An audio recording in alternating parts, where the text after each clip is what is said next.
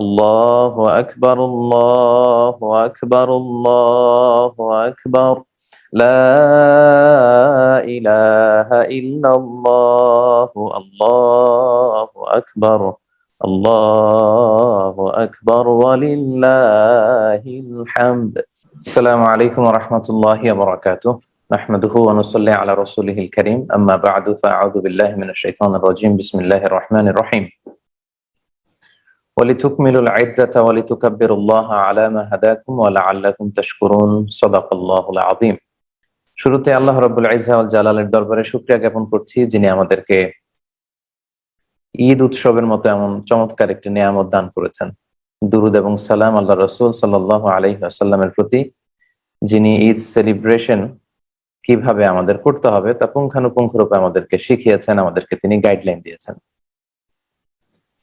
সম্মানিত সুধী, আপনারা বাংলাদেশ থেকে কিংবা বাংলাদেশের বাইরে থেকে যে যেখান থেকে আজকের এই লাইভ প্রোগ্রামটিতে যুক্ত হয়েছেন, আমি শুরুতে আপনাদেরকে রিকোয়েস্ট করে রাখবো প্রোগ্রামটি আপনারা আপনাদের ফেসবুক ওয়ালে শেয়ার করে দিবেন, যাতে করে এই মুহূর্তে যারা অনলাইনে আমাদের সাথে যুক্ত আছেন, অনলাইনে যারা অবস্থান করছেন, তারা যাতে আমাদের সাথে যুক্ত হতে পারে এবং এই আলোচনাটি থেকে যেন উপকৃত হতে পারে ইনশাআল্লাহ।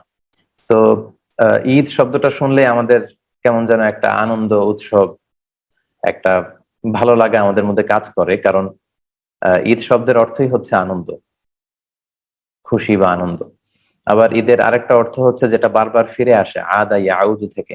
যেহেতু বছর ঘুরে এটা বারবার আমাদের মাঝে ফিরে আসে, এজন্য ঈদকে ঈদ বলা হয়। এবং আমাদের যে ধর্মীয় উৎসব দুটি, ঈদ উল ফিতর এবং ঈদ উল আজহা, এই উৎসব দুটি বেসিক্যালি চাঁদের সাথে সম্পৃক্ত আমরা জানি। এবং আমরা জানি যে আমাদের আহ এন্টায়ার মুসলিম কমিউনিটি আমরা দুইটা ঈদ উৎসব পালন করে থাকি। একটা হচ্ছে ঈদ উল ফিতর এবং ঈদ উল আজহা। এটা হচ্ছে আমাদের দ্য বিগেস্ট কার্নিভ্যাল বলা যায়, আকবরুল মেহেরজান আল ইসলামী, দ্য বিগেস্ট রিলিজিয়াস ফেস্টিভ্যাল, আমাদের সবচেয়ে বড় দিনী উৎসব, আমাদের সবচেয়ে বড় ধর্মীয় উৎসব। একটা হচ্ছে ঈদ উল ফিতর, আর একটা হচ্ছে ঈদ উল আদহা।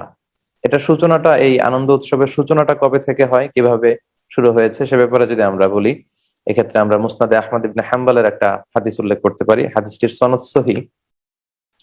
আনাস রাদিয়াল্লাহু তাআলা আনহু থেকে বর্ণিত, তিনি বলেন, আল্লাহর হাবিব সাল্লাল্লাহু আলাইহি ওয়াসাল্লাম যখন মদিনায় আসলেন, তখন তিনি দেখতে পেলেন যে মদিনার লোকেরা, আউস খাজরাজের এরা বছরের 2টি দিন খুব আনন্দ উৎসব করে, খেলাধুলা করে, এবং তারা খুব ভাব গাম্ভীর্যের সাথে, আনন্দের সাথে এই 2টা দিনকে তারা সেলিব্রেট করে। তো আল্লাহ রাসূল সাল্লাল্লাহু আলাইহি ওয়াসাল্লাম আউট অফ কিউরিসিটি, খুব আগ্রহ ভরে তাদেরকে জিজ্ঞেস করলেন যে, মা হাযান আল ইয়াওমান, এই দিন 2টা কিসের দিন যে এই 2টা দিনে তোমরা মদিনাতে এত আনন্দ উৎসব করো? তখন তারা উত্তরে বলল যে, ক্বালু কুন্না নালআবু ফীহিমা ফিল জাহিলিয়া, আমরা জাহিলি যুগে অনেক আগ থেকে, এটা আমাদের ভেরি এনশিয়েন্ট ট্র্যাডিশন, অনেক আগ থেকে আমরা এই 2 দিন খুব আনন্দ উৎসব করতাম, খেলাধুলা করতাম। সো ওইটার ধারাবাহিকতায় আমরা এখনো এই 2 দিন খেলাধুলা করে থাকি বা আনন্দ উৎসব করে থাকি। তখন আল্লাহ রাসূল সাল্লাল্লাহু আলাইহি সাল্লাম এই প্রথম আমাদের ঈদ উৎসবের ব্যাপারে তিনি ইন্ট্রোডিউস করলেন। তিনি বললেন যে, ইন্নাল্লাহা ক্বাদ আবদালাকুম বিহিমা খায়রাম মিনহুমা, নিশ্চয় আল্লাহ তাআলা ওই জাহেলি যুগে যে 2টা দিন তোমরা সেলিব্রেট করতে, আনন্দ উৎসব করতে, তার চাইতে শ্রেষ্ঠ 2টা দিন দিয়ে তোমাদেরকে অল্টার করে দিয়েছেন, পরিবর্তন করে দিয়েছেন। অর্থাৎ জাহেলি যুগের ওই 2 দিনের আর উৎসবের, খেলাধুলার কোনো কিছুর অ্যারেঞ্জমেন্টের দরকার নাই, বরং তার চাইতেও শ্রেষ্ঠ 2টা দিন উৎসবের জন্য, আনন্দমুখর পরিবেশে সেগুলোকে সেলিব্রেট করবার জন্য আল্লাহ তাআলা তোমাদের দিয়েছেন। সেগুলো কি? একটা হচ্ছে ইয়ামুল আদহা, আর একটা হচ্ছে ইয়ামুল ফিতর। আগামীকাল যেটা আমরা পালন করব, ইয়ামুল আদহা, যেটা আরাফার দিনের পরের দিন, হজের পরের দিন, 10 জিলহজ আমরা সেলিব্রেট করব। সম্মানিত সুধী, তাহলে এভাবে মূলত ইসলামে যে আমরা ঈদ উৎসবের কথা বলে থাকি, ঈদ উল ফিতর, ঈদ উল আজহা, এটার সূচনাটা এভাবে, বা এটার ইতিহাসটা এভাবে শুরু হয়। এবং এই 2টা দিনকে বলা হয় যে ইয়ামু আকলিন ওয়া শুরবিন ওয়া বিআলিন ওয়া ফারাহিন ওয়া সুরুর, মানে এই 2টা দিন হচ্ছে খাওয়া, পান করা, আনন্দ উৎসব, হ্যাঁ, এগুলোর দিন। এবং এই 2 দিনে কিন্তু রোজা রাখাও হারাম। বছরে 5টি দিনকে রোজা রাখাকে আল্লাহ তাআলা হারাম করেছেন। ঈদের 2 দিন, আর ঈদ উল ফিতরের দিন, ঈদ উল আজহার দিন, এই 2 দিন, আর ঈদ উল আজহার পরের আরো 3 দিন। কারণ এই দিনগুলোকে বলা হয় আইয়ামু দিয়াফাতিল্লাহ, আল্লাহ তাআলার মেহমানদারি চলছে এই দিনগুলোতে। সো মেহমান, আল্লাহ তাআলা মেহমানদারি করবে আর আমরা সেটা গ্রহণ করবো না, অ্যাকসেপ্ট করবো না, সেটা তো হতে পারে না। সো এই দিনগুলোতে কিন্তু রোজা রাখাকে এজন্য ইসলামী শরিয়া হারাম ঘোষণা করেছে। এবং এই ঈদের দিনগুলোতে একটু আনন্দ উৎসব করা, একটু খেলাধুলা করা, তারপর হালাল যে এন্টারটেইনমেন্ট, বিনোদন, ছোট বাচ্চাদের নাচা গানা, এই বিষয়গুলোও কিন্তু ইসলাম এলাও করেছে। আমরা কিছু হাদিস আপনাদের সামনে উপস্থাপন করতে চাই। ঈদের দিনে মসজিদে নববীর পাশে আহলুস সুদান, সুদানি সাহাবারা, নিগ্রু যে সাহাবারা আছে, তারা খেলাধুলা করত। তারা তীর দিয়ে এবং ঢাল দিয়ে তারা খেলাধুলা করত। এবং সহিহ বুখারীর বর্ণনায় এসেছে যে আল্লাহ রাসূল সাল্লাল্লাহু আলাইহি ওয়াসাল্লাম সেই খেলা উপভোগ করছিলেন ঘর থেকে। আমরা জানি যে আল্লাহর হাবিব সাল্লাল্লাহু আলাইহি ওয়াসাল্লামের ঘরগুলো ছিল মসজিদে নববীর সাথে অ্যাটাচ করা। যতজন স্ত্রী, প্রত্যেক স্ত্রীর জন্য তিনি একটা করে ঘর দিয়েছিলেন। ওনার নিজের আলাদা করে ঘর ছিল না। ওই স্ত্রীদের ঘরগুলোতে, আমাদের আম্মা যান, ওনাদের ঘরগুলোতে আল্লাহ রাসূল সাল্লাল্লাহু আলাইহি ওয়াসাল্লাম দিনাতিপাত করতেন বা রাত্রি যাপন করতেন। তো রাসূল সাল্লাল্লাহু আলাইহি ওয়াসাল্লাম যখন খেলা দেখছিলেন, আম্মা জান আয়েশা রাদিয়াল্লাহু তাআলা আনহা উনিও খেলা দেখার জন্য একটা আগ্রহ পোষণ করলেন। কিন্তু উনি তো পর্দার বাইরে এসে খেলা দেখতে পারবেন না। তখন আল্লাহর হাবিব সাল্লাল্লাহু আলাইহি ওয়াসাল্লাম আম্মা জান আয়েশাকে বললেন যে, আয়েশা, এই যে তীর আর ঢাল দিয়ে যে ওরা খেলছে, তুমি কি দেখতে চাচ্ছ? এই খেলা উপভোগ করতে চাচ্ছ? হাদিসের টেক্সটটা ছিল এরকম, তাশতাহিন তানজুরিন, মানে তুমি কি এই খেলা উপভোগ করতে চাচ্ছ আয়েশা? আম্মা জান আয়েশা বললেন, ফাকুলতু নাম, হ্যাঁ, আমিও আপনার সাথে খেলাটা দেখতে চাই। ফাআকামানি ওয়ারাআহু, তখন আল্লাহ রাসূল সাল্লাল্লাহু আলাইহি ওয়াসাল্লাম আমাকে পিছনে দাঁড় করালেন, আর উনি সামনে ব্লক হয়ে দাঁড়ালেন যাতে পর্দা লঙ্ঘিত না হয়। এবং আম্মা জান আয়েশা রাদিয়াল্লাহু তাআলা আনহা উনি বললেন যে, খদ্দি আলা খদ্দি, আমার গাল রাসূল সাল্লাল্লাহু আলাইহি ওয়াসাল্লামের গালের সাথে লেগে রইল, এমন ভাবে খেলা দেখছিলাম। মেবি হয়তো এই পাশ দিয়ে দেখছিলেন, ফলে আম্মা জান আয়েশা রাদিয়াল্লাহু তাআলা আনহার গালের সাথে আল্লাহ রাসূল সাল্লাল্লাহু আলাইহি ওয়াসাল্লামের গাল লেগেছিল। এবং আম্মা জান আয়েশা রাদিয়াল্লাহু তাআলা আনহা বর্ণনা করেন, আল্লাহ রাসূল সাল্লাল্লাহু আলাইহি ওয়াসাল্লাম শুধু খেলা দেখছিলেনই না, তিনি গাইড দিচ্ছিলেন। এবং তিনি সবাইকে বলছিলেন যে আরো চমৎকার ভাবে খেলো, ক্যারি অন ক্যারি অন, আমরা যেটা বলি হাদিসের ভাষ্য অনুযায়ী, দুনাকুম ইয়া বানি আরফিদা, মানে বনু আরফিদা গোষ্ঠী ওখানে ছিল। আল্লাহ হাবিব সাল্লাল্লাহু আলাইহি ওয়াসাল্লাম বললেন যে, দুনাকুম বানি আরফিদা, বনি আরফিদা, এইভাবে খেলো, এইভাবে। আমরা যখন ফুটবল মাঠে যখন ফুটবল খেলা দেখি, তখন খেলোয়াড়দের সাথে সাথে কিন্তু আমরাও উত্তেজিত হয়ে পড়ি। গোল যখন হয় তখন আমরাও চিৎকার করে কিছু একটা বলার চেষ্টা করি। তো রাসূল সাল্লাল্লাহু আলাইহি ওয়াসাল্লাম খেলা দেখছিলেন, উপভোগ করছিলেন, পাশাপাশি তিনি গাইডও করছিলেন যে ক্যারি অন, এইভাবে এইভাবে। তিনি আরো বেশি ইনভলভ হওয়ার চেষ্টা করছিলেন খেলা দেখার পাশাপাশি। দীর্ঘ সময় ধরে আল্লাহ রাসূল সাল্লাল্লাহু আলাইহি ওয়াসাল্লাম এবং আম্মা জান আয়েশা রাদিয়াল্লাহু তাআলা আনহা ওনারা খেলা উপভোগ করলেন। এরপর আম্মা জান বলেন, আমি যখন ক্লান্ত হয়ে গেলাম, আল্লাহ রাসূল সাল্লাল্লাহু আলাইহি ওয়াসাল্লাম আমাকে জিজ্ঞেস করলেন, হাসবুকি ইয়া আয়েশা, আয়েশা, তোমার জন্য কি যথেষ্ট হয়েছে? তুমি কি প্রাণ ভরে খেলা উপভোগ করেছো? আম্মা জান আয়েশা বললেন, জি, আমার দেখা হয়ে গিয়েছে। আল্লাহর হাবিব সাল্লাল্লাহু আলাইহি ওয়াসাল্লাম বললেন, ফাদহাবি, তাহলে তুমি এখন যাও। আম্মা জান আয়েশা রাদিয়াল্লাহু তাআলা আনহা চলে গেলেন। সম্মানিত দিনী ভাই এবং বোনেরা, এই যে সহিহ বুখারীর এই বর্ণনা থেকে কিন্তু আমরা বুঝতে পারি যে ঈদের দিন আলাদা করে আনন্দ উৎসবের জন্য ওনারা খেলাধুলার আয়োজন করতেন সাহাবারা, এবং সেই খেলা আল্লাহ রাসূল সাল্লাল্লাহু আলাইহি ওয়াসাল্লাম উপভোগ করেছেন। আমাদের প্রিয় আম্মা জান আল্লাহ রাসূল সাল্লাল্লাহু আলাইহি ওয়াসাল্লামের প্রিয়তমা সহধর্মিণী আয়েশা রাদিয়াল্লাহু তাআলা আনহা উনিও উপভোগ করেছেন। তাহলে এই হাদিস থেকে আমরা বুঝতে পারি এই দিন একটু খেলাধুলা, একটু আনন্দ উৎসব, এগুলোর শুধু সুযোগ আছে বলবো না, এগুলো ইসলাম আরো ইন্সপায়ার করেছে, আমরা এভাবে বলতে পারি।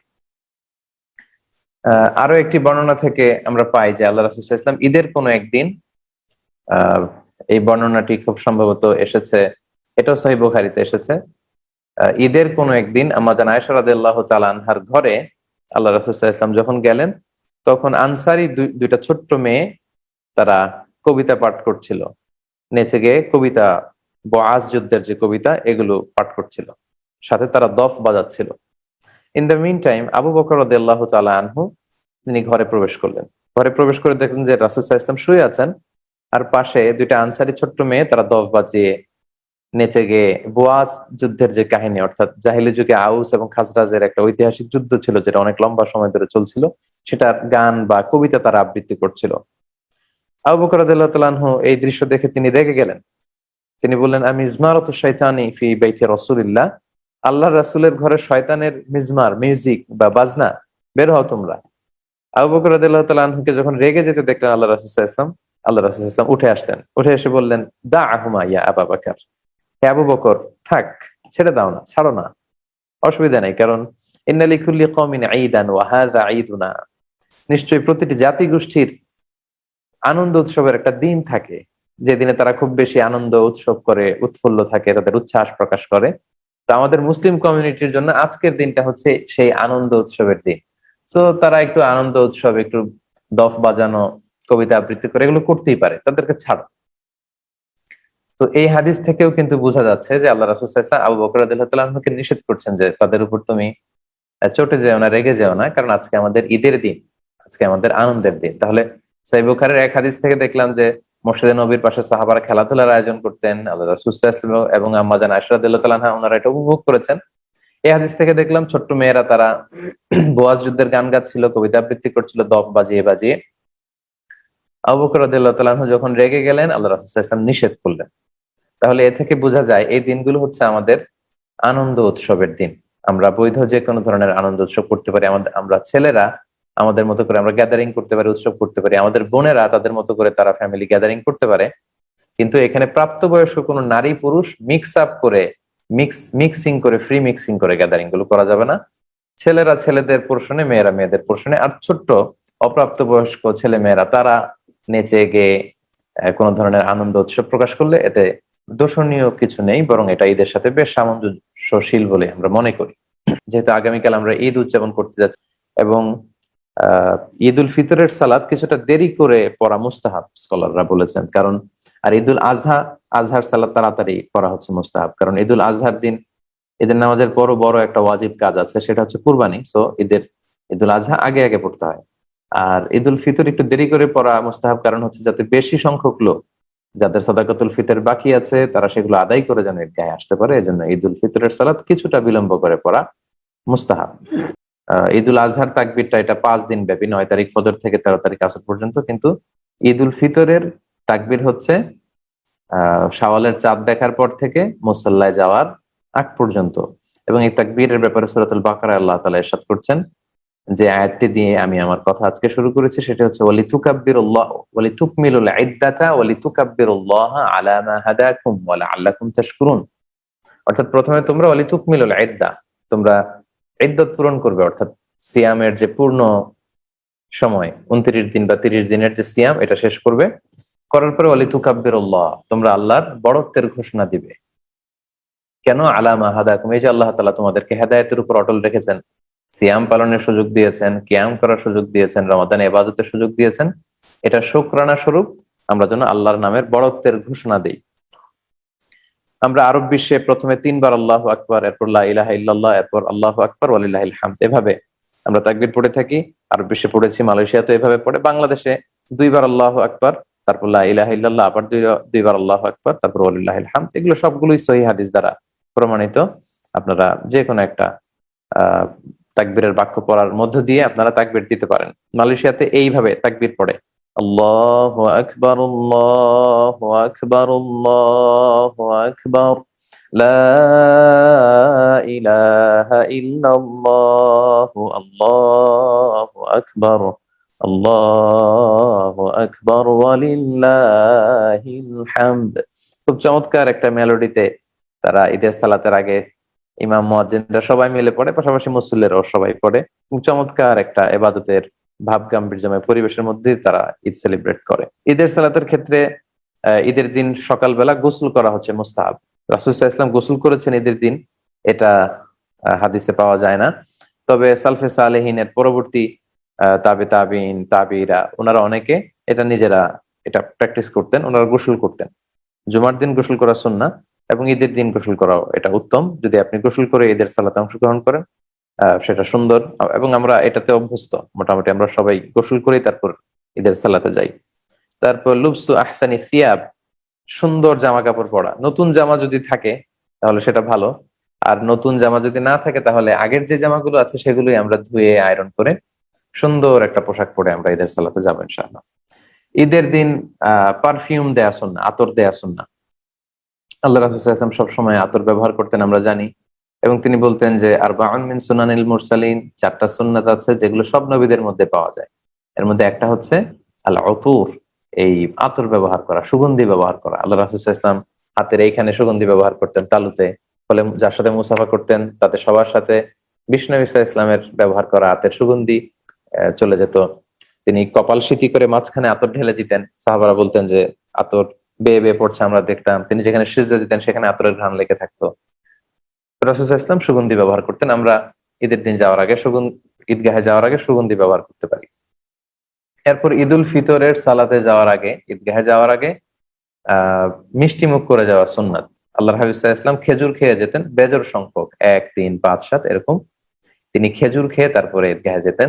আর ঈদুল আজহার দিন রাসূল সাল্লাল্লাহু আলাইহি ওয়াসাল্লাম ঈদগাহে যাওয়ার আগে, সালাতের আগে কিছু খেতেন না, বরং ঈদের সালাতের পরপরই তিনি কুরবানি করতেন এবং কুরবানির গোশত দিয়েই তিনি সেদিন ওনার প্রথম খাবারটা, ফুডটা বা মিলটা তিনি নিতেন। তো আগামীকাল আমরা চাইলে ঈদগাহে যারা যাব বাংলাদেশ, তার পরের দিন আপনারা খেজুর যদি বাসায় থাকে 1, 3, 5, 7 বেজোড় সংখ্যক খেজুর খেয়ে ঈদগাহে আপনারা যেতে পারেন। খেজুর না থাকলে পায়েস, ফিন্নি, যে কোনো ধরনের মিষ্টান্ন আমরা খেয়ে তারপরে ঈদগাহে যাব। ঈদের সালাতের ক্ষেত্রে আরেকটা সুন্নাহ হচ্ছে এক পথ দিয়ে যাওয়া আরেক পথ দিয়ে ফিরে আসা, ইফ পসিবল, যদি এটার সম্ভাবনা, সুযোগ যদি থাকে। এটার কারণ কি? কারণ অনেক মানুষের সাথে দেখা হবে, অনেক মানুষের সাথে শুভেচ্ছা বিনিময় হবে। তো এজন্য এটা যদি সুযোগ হয়, এটা আমরা চাইলে করতে পারি। এরপর ঈদের দিন আল্লাহ রাসূল সাল্লাল্লাহু আলাইহি ওয়াসাল্লাম বাসার সবাইকে একসাথে মিলে ঈদগাহে যেতে উৎসাহিত করেছেন। ছোট বাচ্চা, স্ত্রীরা, এমনকি মেনস্ট্রুয়েশনাল পিরিয়ড চলছে যে বোনদের, তাদেরকেও যেন ঈদগাহে নিয়ে যাওয়া হয় তিনি কমান্ড করেছেন। এর কারণ কি? কারণ এটা হচ্ছে আমাদের একটা ফেস্টিভ্যাল, একটা রিলিজিয়াস ফেস্টিভ্যাল। এটা আমাদের the biggest festival of Muslim community. So আমরা আমরা ঈদ উৎসব করবো, আমাদের বোনেরা, আমাদের বাচ্চারা ঘরে থাকবে এমনটা না, সবাই মিলে যেন আমরা ঈদগাহে যাই। আরব বিশ্বে আমরা সেটাই দেখেছি, নারী পুরুষ সবাই মিলে ঈদগাহে এসে, মসজিদে এসে ঈদ উদযাপন করছে। মালয়েশিয়াতেও আমরা এটা দেখেছি। আমাদের বাংলাদেশেও জাতীয় মসজিদ বাইতুল মোকাররমেও নারীদের জন্য আলাদা নিচের ফ্লোরে ব্যবস্থাপনা আছে, ওনারা সেখানে আলাদা অজুখানা আছে, আলাদাভাবে আলাদা প্রবেশ পথ, সেখানে পড়তে পারেন। আমাদের জাতীয় যে ঈদগাহ, জাতীয় ঈদগাহ ময়দানেও বোনদের জন্য আলাদা ঈদের সালাত পড়ার ব্যবস্থাপনা আছে। তো তার মানে রাষ্ট্রীয় ভাবেও কিন্তু আমাদের নারীদের ঈদের সালাতের ব্যবস্থাপনা আছে। তো এক্ষেত্রে শর্ত হচ্ছে তাদের সেফটি, সিকিউরিটি, তাদের পর্দা, এই বিষয়গুলো এনশিওর করতে হবে। এগুলো যদি এনশিওর করা যায়, তাদের ঈদগাহে বা মসজিদে যাবে, প্রবেশ পথ ভিন্ন, তাদের অজুখানা ভিন্ন, তাদের সেফটি, সিকিউরিটি, তাদের হেজাব, এগুলো যদি এনশিওর করা যায়, আমাদের অন্যান্য জেলাতেও আমরা আস্তে আস্তে চাইলে কিন্তু এটা পালন করতে পারি। যাতে করে মেয়েদের অংশে মেয়েরা সালাত পড়লো, সো তাদের সেফটি, সিকিউরিটি, নিরাপত্তা, ফিতনার আশঙ্কা যদি না থাকে, আমরা কিন্তু আমাদের বোনদেরকে নিয়েও যেখানে ব্যবস্থাপনা আছে, আমরা একসাথে আনন্দের সাথে ঈদ উদযাপন করতে পারি। আমরা সবাই জানি যে ঈদের সালাত হচ্ছে 2 রাকাত। আমাদের বাংলাদেশে অতিরিক্ত 6টি তাকবীর দেয়া হয়। প্রথম রাকাতে 3 তাকবীর, পরের রাকাতে 3 তাকবীর। প্রথম রাকাতে সানা পড়ার পরে কেরাত শুরুর আগে 3 তাকবীর, আর দ্বিতীয় রাকাতে কেরাত শেষ করার পরে রুকুতে যাওয়ার আগে 3 তাকবীর। বাট আরব বিশ্ব সহ মালয়েশিয়াতে বা অন্যান্য অনেক জায়গায় 12 তাকবীর, 13 তাকবীর, কয়েকটা নিয়মই আছে।